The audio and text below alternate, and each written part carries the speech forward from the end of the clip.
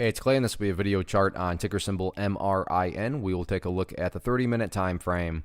Real quick, what do I mean by 30-minute in case maybe you're new to charts?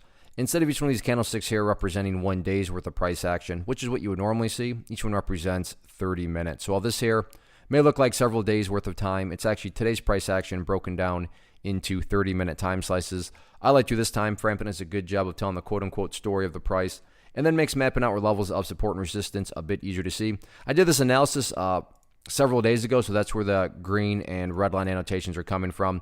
But after today's price movement, actually yesterday, I don't know why I didn't do it yesterday.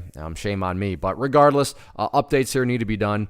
First thing is this little house cleaning. I'm going to go ahead and get rid of that line down there. Sure, that level still pertains. It's just not relevant anymore.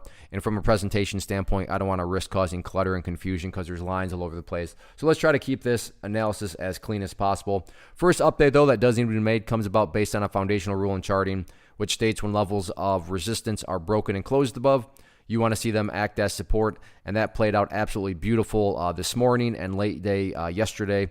You can see here that, yeah, the price broke above that level, and then the price pulled back, and you can see that it did indeed find support right here at that area that you would want to see it act as support. And then from there, the rest is history. Got a great bounce from that point and went up to put a new high. So a classic example there of, the power of charts and how, they can work to help you construct trade plans. But as far as a near-term level of support and what I would consider more an ideal level, meaning, Clay, what would make this chart look the absolute strongest going forward? That would be if the price can stay up above 950. Now, again, if the price falls below 950, I'm not saying that means the entire chart is broken or ruined or anything like that, because you still do have other areas of support below you.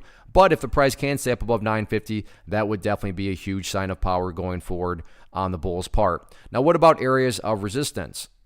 Pretty straightforward and nothing too fancy behind it. Party stopped today right up there at $10.50 on a couple different occasions. Price tried to get up through that level and just couldn't quite do it, so that'll be public enemy number one going into tomorrow. But all in all, resistance levels really don't matter. Why do I say that? Well, what matters is what the chart's already been doing, and what matters is this right here.